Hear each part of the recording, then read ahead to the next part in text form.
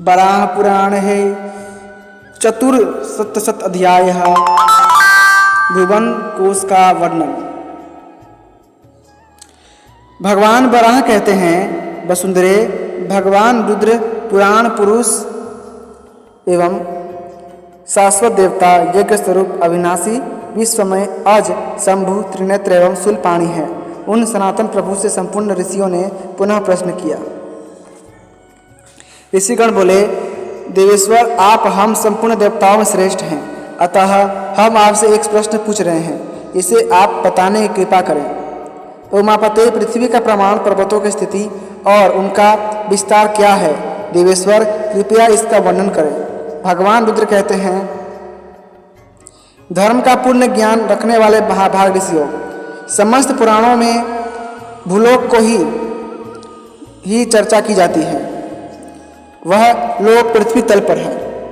मैं तुम्हारे सामने संक्षेप से इसका वर्णन करता हूँ। इस प्रसंग को सुनो। जिन परम ब्रह्म परमेश्वर का प्रसंग चला है, उनका ज्ञान, संपूर्ण विद्याओं की जानकारी सही संभव है। उन्हीं का नाम परमात्मा है।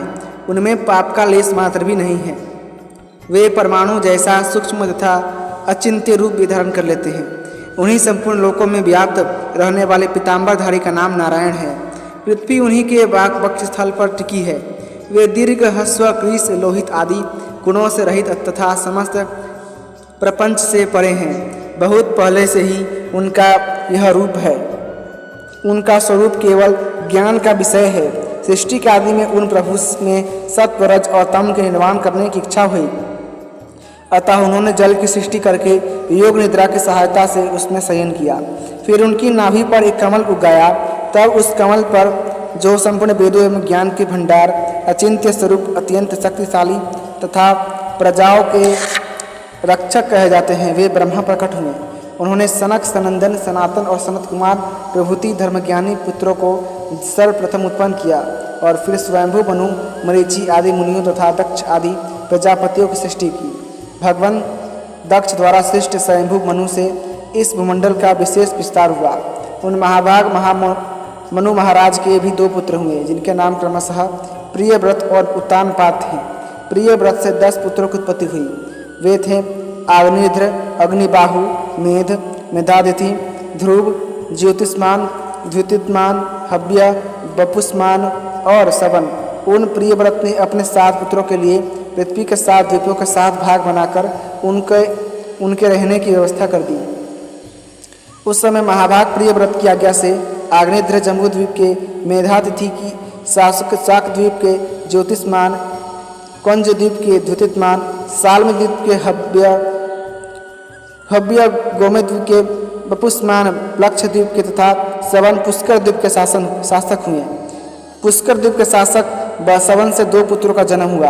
वे पुत्र महाबीति, कुमुद और धातक नाम से प्रसिद्ध रहे हैं। उनके लिए सवन ने उन्हीं के नाम से पुकारे जाने वाले 2 देशों का निर्माण किया। धातक का राज्यखंड धातकी खंड के नाम से तथा कुमुद का राज्यखंड कौमुद खंड के नाम से प्रसिद्ध हुआ। साल्मली द्वीप के स्वामी द्युतिमान के 3 पुत्र हुए। उनके नाम कुश, वैद्युत और जिमुत वाहन थे। साल्मी द्वीप के देश भी उन्हीं के नामों से विख्यात हुए। ज्योतिषा मन के 7 पुत्र हुए। उनके नाम कुशल, मनुगव्य, पीवर, अंध्र, अंधकारक, मुनि और दुंदुभि थे। उनके नाम पर कौंस द्वीप के 7 महादेश हुए। कुश द्वीप के स्वामी कुश बड़े प्रतापी थे। उनके 7 पुत्र हुए। वे उद्विग्ध, वेणुमान, रथापाल, मनु, धृति, प्रभाकर और कपिल नाम से प्रसिद्ध हुए। उस द्वीप में उनके नाम पर भी 7 वर्ष देश हैं। शाक द्वीप के स्वामी मेधातिथि के 7 पुत्र हुए। उनके नाम इस प्रकार हैं: नाभि, शांत भय, शिशिर, मुखुदोम, नंद, शिव, क्षेमक और ध्रुव। इस द्वीप में उन्हीं के नाम से प्रसिद्ध उनके ये वर्ष भी हैं: हेमबान, हेमकूट, किम पुरुष, नैषद, हरिवर्ष, मेरुमध्य, इलावृत, नील, रम्यक, श्वेत, हिरण्मय और श्रृंगबान। पर्वत के उत्तरी भाग में उत्तर कुरु माल्यवान है। भद्रास और गंधमादन पर महाराज नाभि का शासन आरंभ हुआ।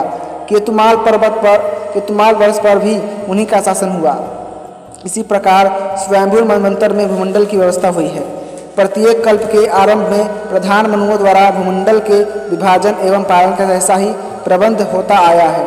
कल्प की यह स्वाभाविक व्यवस्था है और भविष्य में भी सदा ऐसा ही होगा। अब महाभाग मैं नाभि की सनातन संतान का वर्णन करता हूँ। नाभि की धर्मपत्नी का नाम नेहरू देवी था। उन्होंने ऋषभ नामक पुत्र को जन्म दिया। ऋषभ से भरत नामक पुत्र की उत्पत्ति हुई। भरत सबसे बड़े पुत्र हुए। अतएव उनके पिता ऋषभ ने हिमाद्री पर्वत के दक्षिण भाग में भारत नाम के इस महान वंश का उन्हें शासक बना दिया। भरत से सुमति का जन्म हुआ। सुमति को अपना राज्य देकर भरत जंगल में चले गए। सुमति के तेज के सतसुत के इंद्रद्युम्न के परमेष्ठी के प्रतिहर्ता का निखात के उनेता का अभाव के उद्गाता का प्रस्तोता का विभु के पृथु के अनंत के गए के नए के विराट का महावीर्य और महावीर्य के सुधीमान पुत्र हुए। सुधीमान से 100 पुत्रों की उत्पत्ति हुई। इस प्रकार इन प्रजाओं की निरंतर वृद्धि होती गई। उनसे 7 द्वीपों वाली यह पृथ्वी तथा भारतवर्ष सर्वथा व्याप्त हो गया। उनके वंश में उत्पन्न हुए राजाओं से यह भूमंडल पालित होता आया है। सतयुग, त्रेता आदि युगों एवं महायुगों से परिपूर्ण 71 चतुर्युग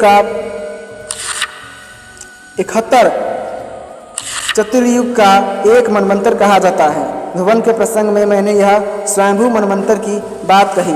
अतः वरापुराणे चतुर्शत अध्याय संपूर्णम। इसी के साथ वराह पुराण का 74वां अध्याय समाप्त हुआ।